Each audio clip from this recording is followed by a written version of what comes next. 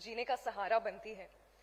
ख्वाहिशों का क्या है, वो तो पल पल बदलती है, लेकिन ये ख्वाहिशें पाना ही कभी कभी वो छोटी छोटी खुशियां बन जाती हैं। Well, India is becoming the world's fastest growing startup tech ecosystem with 100 plus unicorn startups as of 2022. In fact, India became the world's third largest startup economy after crossing the 100 unicorn mark, ranked after US with 600 plus unicorn startups and China with 300 plus. Now, speaking of choti khwahishein, small desires, our next choti khwahish is to disrupt Bharat in another way. And perhaps to do that, we can take insights from the Unicorn Playbook. Ladies and gentlemen, it's now time that I lead you on to our next discussion on disrupting Bharat, insights from Unicorn Playbook. And to do the honors on this panel, may I please welcome on the dais Mr. Vishesh Khurana, founder, Shiprocket, Mr. Sourjyemdu, founder, Dealshare, Mr. Kanav, Hasija, co-founder and CPO, Innovaccer, and our moderator, DNV Kumaraguru, Director, External Relations, ISB. Yes, please go ahead and please give the panel a loud round of applause. Loud should mean loud, right? Over to you, sir. Over to you.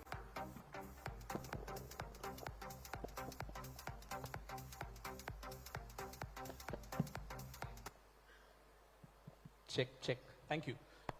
Niharika, thank you very much. So the one thing about TIECON is when news change, it goes from online to offline, offline to online, but Niharika is the constant.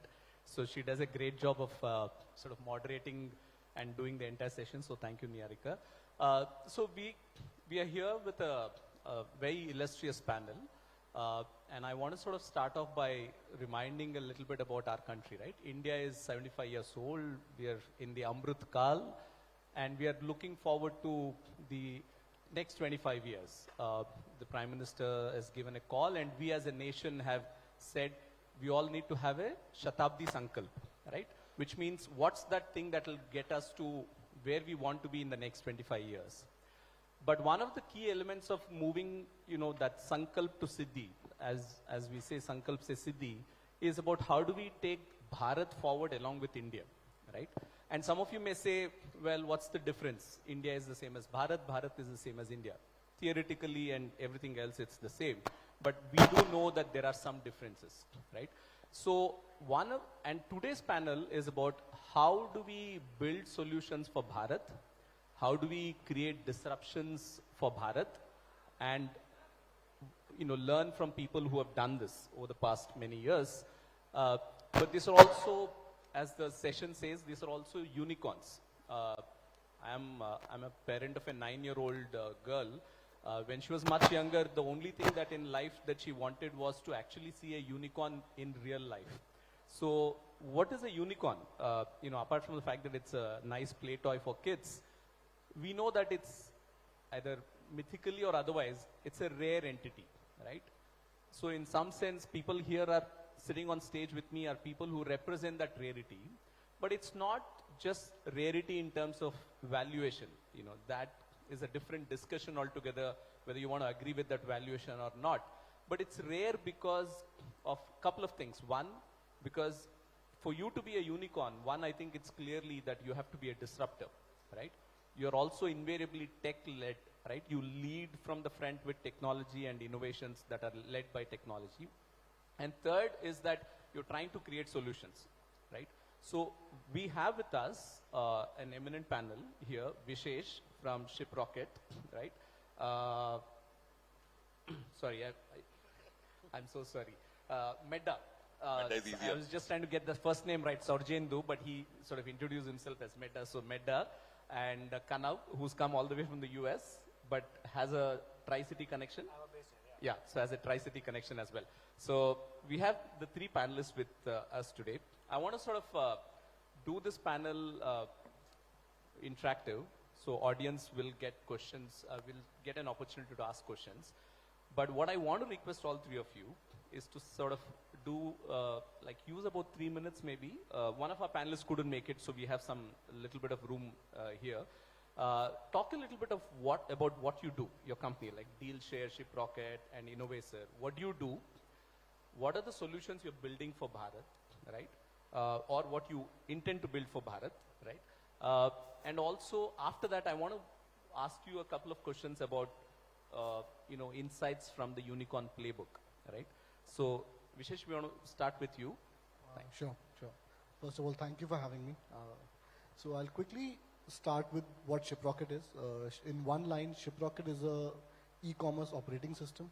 What I mean by that is anything that an e-commerce business need in terms of a tech stack, we have now put together in one single company.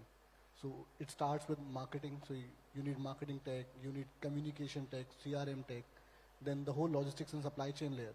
So supply chain, we figured out warehousing is a big key element of any business, and the communication post checkout, the tracking, the communication, the scheduling of delivery. So all that tech in one stack. And what happens post delivery, the return management, the customer service, and the trust bit.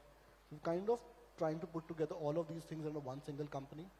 How we do that is, Shiprocket is a bundle of about 7 products. It starts with the marketing technology called Vixo. Then we have Shiprocket as a core product. Then we have Shiprocket Fulfillment as our warehousing business. Then we have a B2B shipping business, which is your bulk shipping, full truckload business product. Outside, it's called Rocketbox. And then our post-checkout, we have technologies which help you it's called Engage basically, which is now your post-checkout customer service product. All of these products, how it works together. So our end goal as a company is, if you want to start an online business, all you need is a capital and your laptop. Anybody should be able to start this business just with no employees and one laptop in his room. Because all the services that we have put together is what you need to basically manage all of that. And you take care of all the other services. Absolutely. So from your marketing to your warehousing to your return management, your customer service, your call center to that extent. So everything that you need as back office operations to run that e-commerce business, even to the extent of helping you get your products manufactured. So if I can explain you in the journey of an e-commerce business, what happens?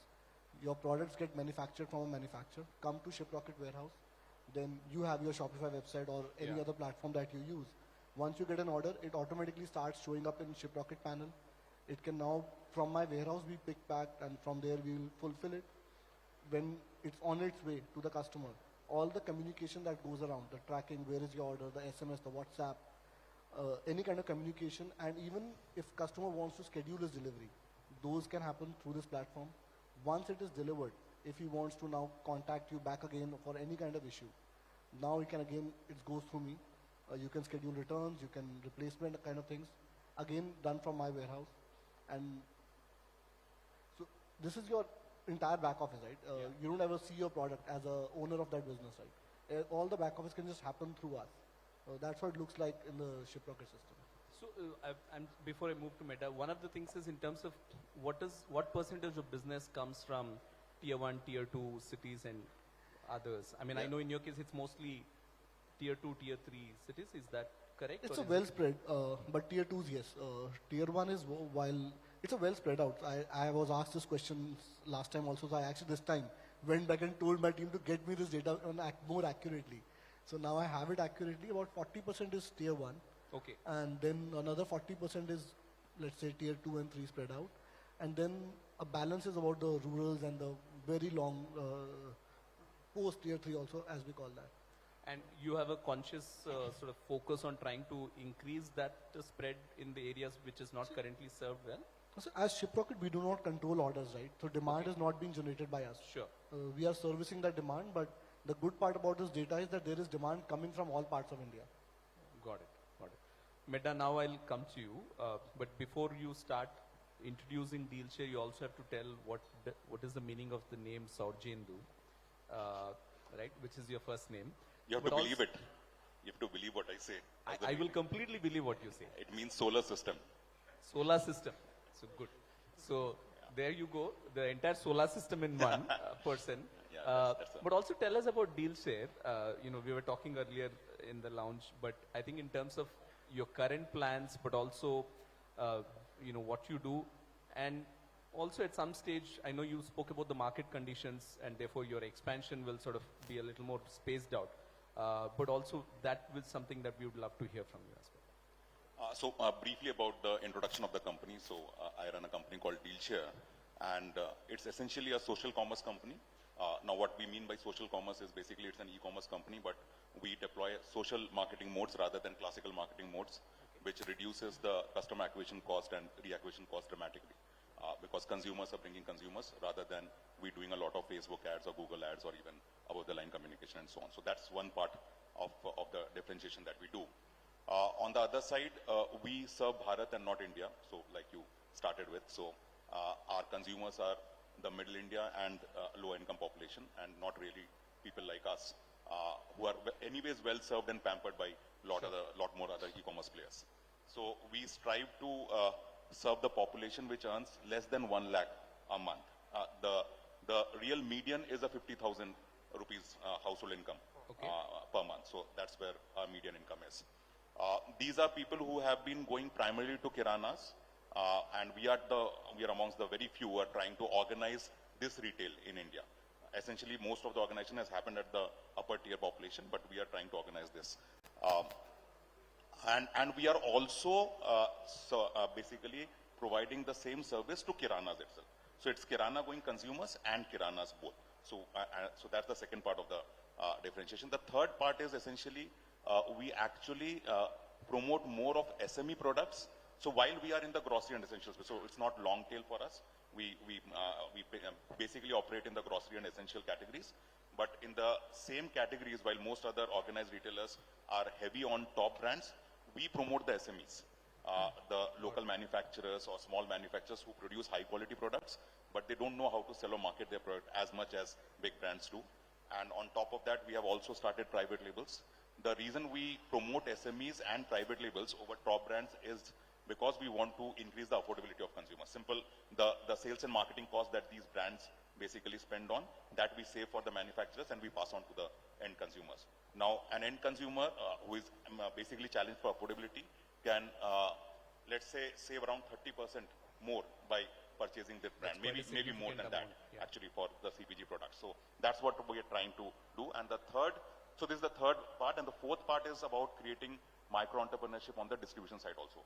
So while we manage our warehouses, the last mile is done by a network of micro-entrepreneurs whom we call Dost, which we have created across the various locations that we operate. So these are like individual sort of... Yeah, they belong to the localities or they belong to the small towns which we operate in. Yeah. So if it is a large town, we'll give the whole locality to the micro-entrepreneur to serve, and they will pick up from our warehouses and serve the locality because they know the locality really well than what our fleet can do. And if it is a small town, we give the town to them. So, and in small towns, in fact, they do the warehousing also. We don't do the warehousing for small towns. So what's your coverage like in terms of number of towns or number of... So currently we are operating in 6 states, are close to 110, 120 cities and towns. So that's the current coverage right now. And what's your plan looking like over the next 5 years?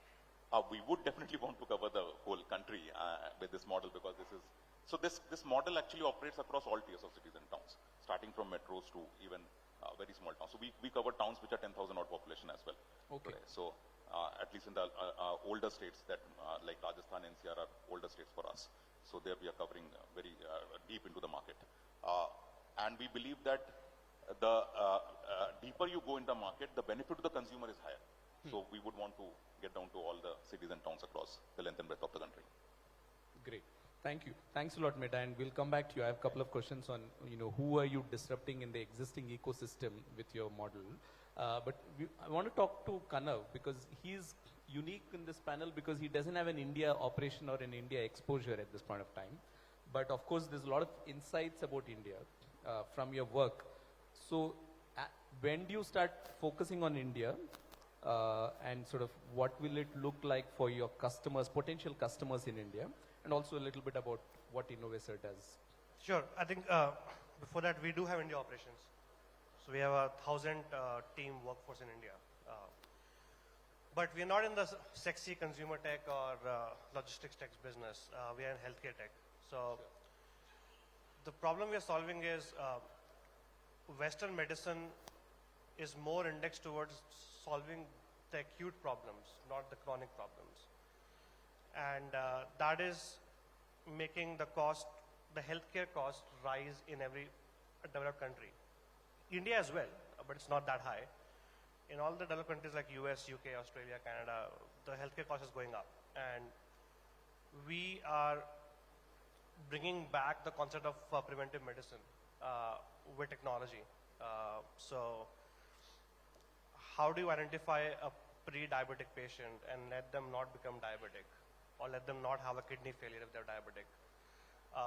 Or how do you make sure that this patient who's going to a high utilization service way often can go to a low utilization service, right?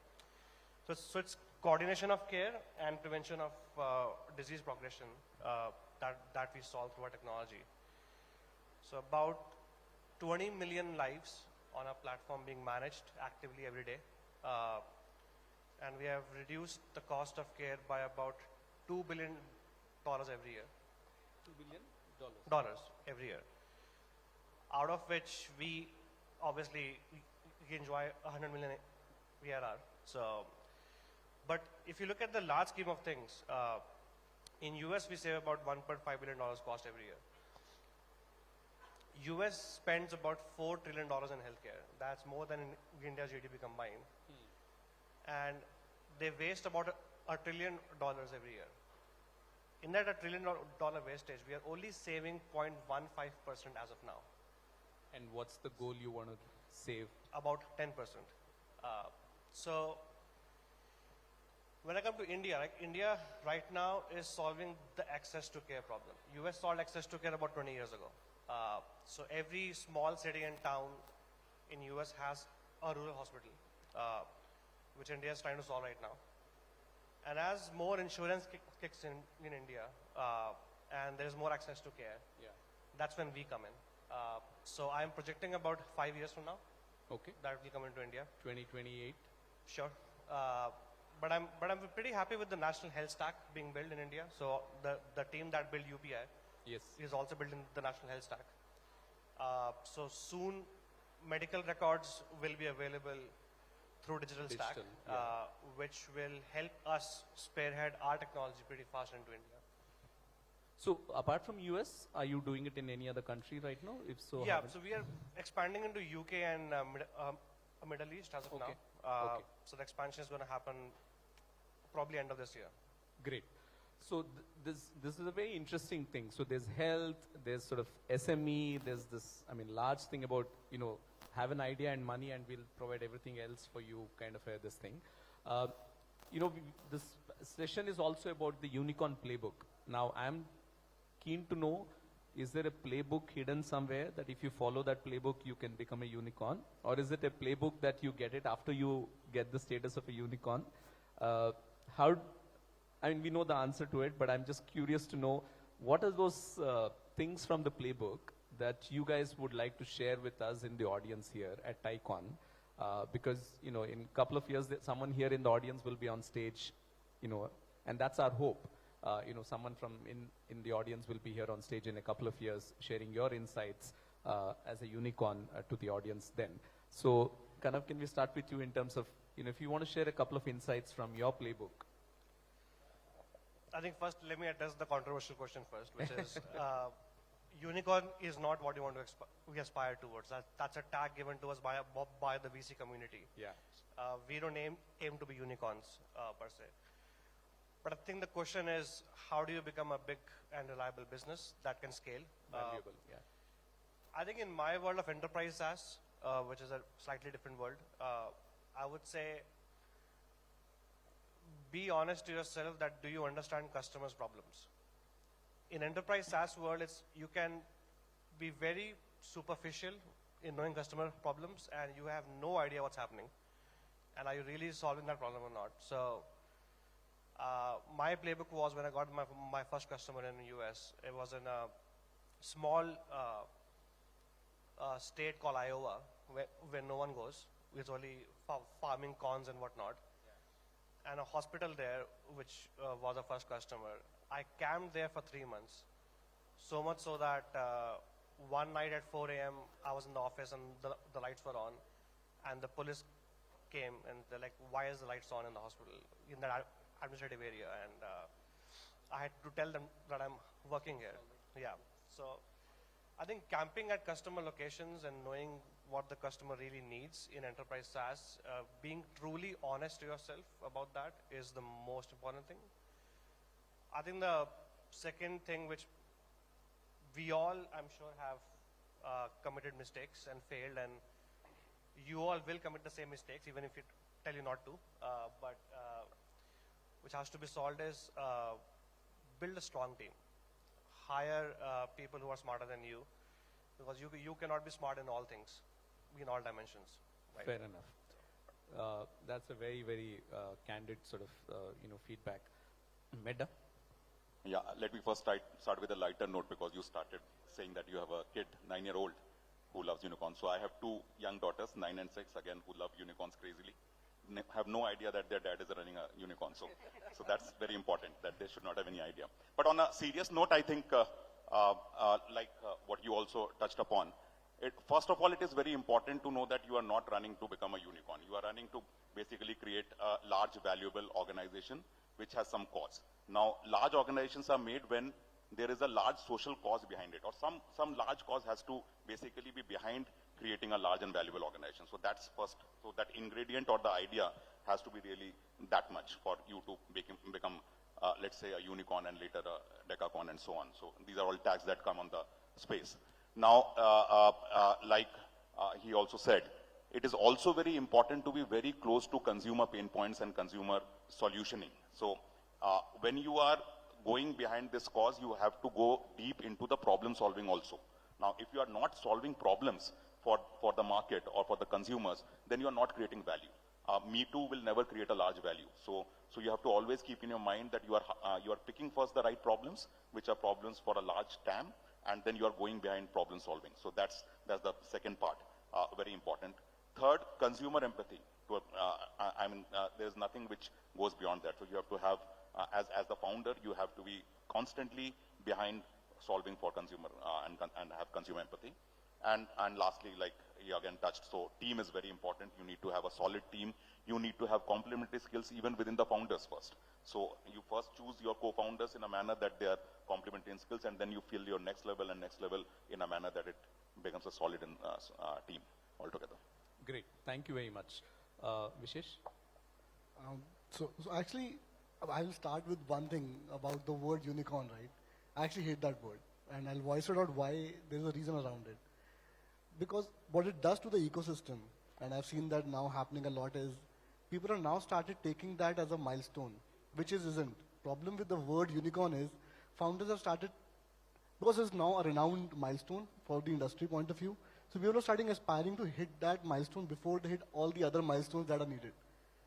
And what is happening is profitability has gone out. While I agree with the point that solve real problems, find good problems and all of those things.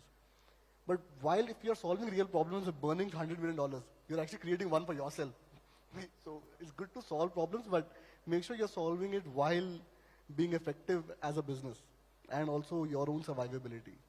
And the other problem is once you hit that milestone, because in your head it's a milestone, you suddenly start feeling you're successful because someone treats you like one. A lot of ecosystems start treating you like one. But the reality is the business, no matter it's unicorn or not, it's still not done. You are still in a position where you might not survive. It's not a successful place to be at all.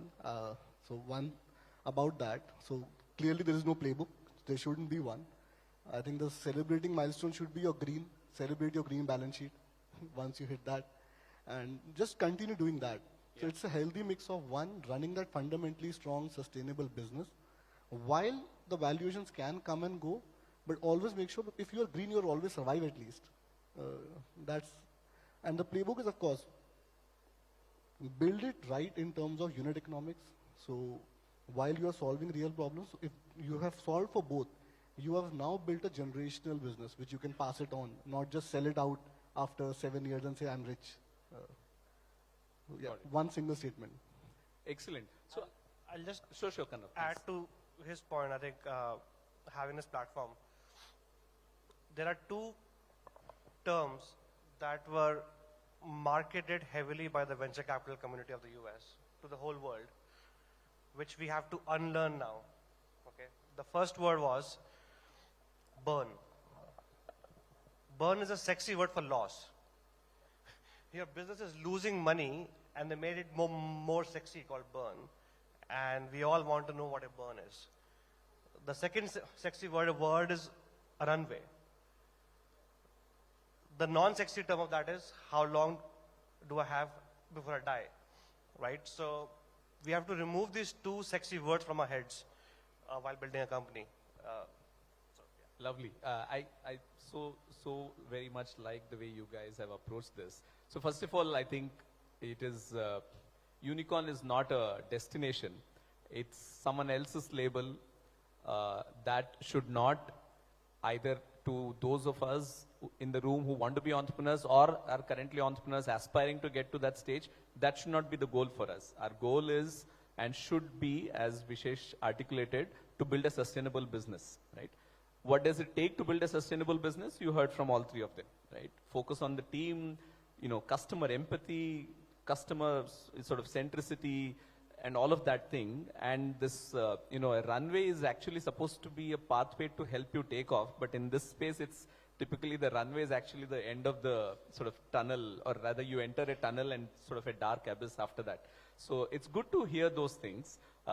Thank you very much, all three of you, for sort of this, sharing these insights. I think we have another 5-7 minutes. Okay, so, okay, 10 minutes, great. So they've been very generous.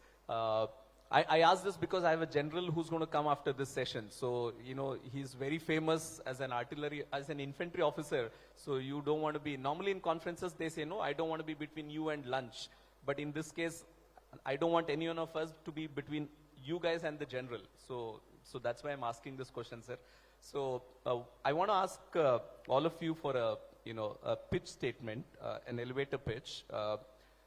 So imagine there is someone from the Prime Minister's office sitting here, right? There isn't anyone, but I'm just saying imagine someone sitting here, and the PM would like to invite entrepreneurs who are solving for Bharat in one of his next Man Ki Baat episodes. And TIECON Chandigarh is a platform where we have invited successful entrepreneurs. So you have an opportunity to make an elevator pitch to be featured or mentioned by the Honorable Prime Minister in his Man Ki Baat as to why he should feature your startup, because you really are solving for Bharat, right? And you can make up something because it's 5 years time. So in future, yes. So imagine I won't give the answer.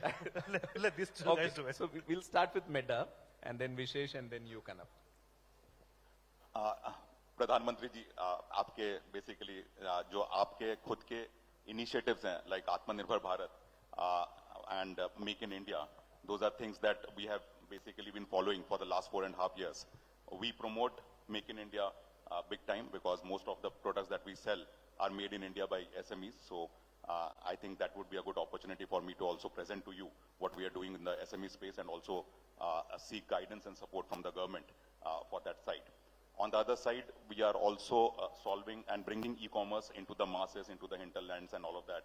And there's a lot of network creation that the government is also doing to bring e-commerce and other digitization into the rural country and rural part of the country and other towns, smaller towns. So that is where we can work together to make this happen. Thank you. Vishesh? Okay, so yeah, quick one. It's been a while, elevator pitch, but a quick one. I think what Shiprocket is helping do is opening up Bharat for everyone. We are providing we are actually building what Bharat stands for, self-employment. And by self-employment, we are giving the opportunity to everyone to start an online digital business, giving them access to a large market of consumers all over the India. We're helping you take your products and ship it to any customer all over India, and combining and creating that one Bharat experience, that manufacture anywhere, sell everywhere, is what we're trying to do. Not just India, but manufacture in your city and sell to the world. So with Shiprocket, we are also helping you ship and store globally, giving the Indian products an access to global markets. Great, thank you. Before I ask Kanav, if anybody in the audience wants to ask questions, it's your time now to sort of stand and raise your hands. We'll take 2 questions. Kanav? Well, I'll just tell him that every country that became rich and then became old in population spend about 2 to 3% of their GDP every year doing wrong things to fix healthcare. And now we are helping them undo it. So if India does not want to do the same mistake in the next 5 to 10 years when India becomes more rich and more old, use us. So. Great. So you have clear sort of pitches, from each one of you. We'll now take questions from the audience, if there are any. Okay, there's one here at the center. Why don't you stand up, please, so that can someone get the mic across, please? Yeah, there's a mic to your right side coming. If you can just quickly. Good morning, sir. So I have a question from Kanav, sir. Close. Yeah, hold your mic close to the mouth. Yeah, go ahead. So, sir, you have said about the two words, burn and run away. So, can you please share with us with an example what you want to say regarding these two words? Yeah. I'll give you an example of my own case, right? Up till 3 or 4 years ago, the valuation of a company was not set on what the company is doing. The valuation of company was set on, sorry. हाँ बिल्कुल बिल्कुल. तो देखो company की value company के unit economics पे set नहीं होती थी. कंपनी की वैल्यू सेट होती थी कि कितना पैसा तुमको डुबाना है अगले 5 साल तक ग्रो करने के लिए, हम तुमको उतने पैसे देंगे और हम कंपनी का 20% लेंगे. तो तुमको अगर 100 करोड़ उड़ाने हैं 5 साल में तो कंपनी की वैल्यू 500 करोड़ है. That used to be the valuation game. वो सही गेम नहीं है. सही गेम ये है कि तुम्हारा यूनिट इकोनॉमिक्स, तुम्हारा रेवेन्यू ग्रोथ, तुम्हारा प्रॉफिटेबिलिटी कितना हो सकता है अगले 5-6 साल में, उसके हिसाब से तुम्हारी कितनी वैल्यूएशन है. तो वो जो बर्न कॉन्सेप्ट है कि तुमको कितना पैसा उड़ाना है, हम तुमको उतनी वैल्यू देंगे उसके अकॉर्डिंग, वो सब खराब कॉन्सेप्ट है. Runway comes from burn only. कि तुम अगर तुम्हारे पास 500 करोड़ उठे हुए हैं पैसे और तुम हर महीने 20 करोड़ खर्च कर रहे हो, तो तुम्हारे पास कितने महीने बचे हैं कंपनी चलाने के लिए, राइट? तो फाउंडर्स क्या करते थे कि 4 साल बचे हैं, बर्न करते जाओ, right? A better way is कि यार तुम्हारा अगर बिजनेस यूनिट इकोनॉमिक वाइज सही है, तुम सिर्फ बर्न कर रहे हो ग्रोथ के लिए, बट इवेंचुअली ग्रोथ थोड़ी स्लो होगी, और जब इवेंचुअली ग्रोथ थोड़ी स्लो होगी तो प्रॉफिटेबिलिटी आएगी. उस पे ध्यान दो कि अगर तुम हर साल डबल कर रहे हो या ट्रिपल कर रहे हो अपना रेवेन्यू, तो you might be burning. But अगर तुम हर साल 50% ग्रो कर रहे हो और तुम तब भी प्रॉफिटेबल नहीं हो, then you are doing something wrong. Yeah. Right? Absolutely. Thank you, Kanav. One more question. Yes, here.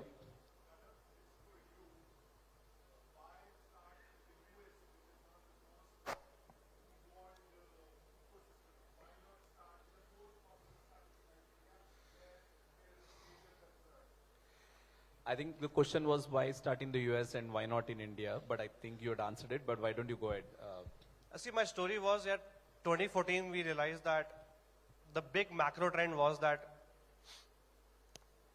cost of storing data on a digital medium like hard drive की cost हर साल कम हो रही थी.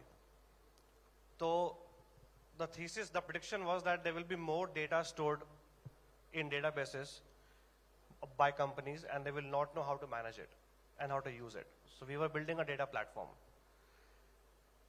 That's an enterprise play. हमने India में बहुत धक्के खाए हैं. 2014-15 में हमने बहुत कंपनीज को बेचा है अपना प्लेटफॉर्म. टाटा को, एयरसेल को, मिनिस्ट्री ऑफ डिफेंस को. बट यार एंटरप्राइज में इंडिया में उस टाइम पे पैसे नहीं मिलते थे. सब काम कर लिया, सब प्लेटफॉर्म डिप्लॉय हो गया, बोले इनवॉइस दिया तो बोले कहाँ, कौन सा पैसा, कैसा पैसा. यूएस में डिप्लॉय किया तो हमने कहा सर ये रहा इनवॉइस, हम आपको हर महीने भेज देंगे इनवॉइस. कहते पागल हो गए हो, we will automate the wire for you every month. तो enterprise business in India is not ready, was at least not ready in 2014. It's still not there, but वो भी आ रहा है. Although India is the hotbed for consumer businesses today because 140 million people have been removed from poverty into the middle class, and the middle class is becoming very rich. So if I have to do something in consumer down the road, I will move back to India in a heartbeat. Great. I now know that the organizers have started looking towards me, which means it's time for me to wrap it up. Conversations such as this can go on because there is always, willing people here and a lot of insights to gain. And it's my job as a moderator to sort of call time, and which I'll be doing now. I want to thank Vishesh, Meddu, and Kanav, all three of you, for one, coming here, for two, sort of being very generous with your insights, for not sort of couching it or shielding it, for being sort of brutally honest and frank, which is what we expect in platforms like TIECON, because we want this to be a learning environment. So I want to thank all of you. And I think if we were to talk about Bharat, and again, India or Bharat is a, we spoke about it earlier, it can mean the same thing, it can still be different things. But what is important is for all of us to invest in taking everybody along. I think that's the key, and trying to find solutions or solve problems for that person in that remote part of the country who otherwise, simply because of a genetic lottery, has taken birth in some place and therefore hasn't had access to some of the things that we all have privileged, sort of in some sense, just because we are in Chandigarh or Bangalore or Mumbai or whatever. I think that is the problem that a lot of them are trying to solve. Thank you very much for what you're doing, and please continue the good work, and please keep coming back to TIECON Chandigarh. Thank you all for being a wonderful audience. Thank you. Thanks, Guru.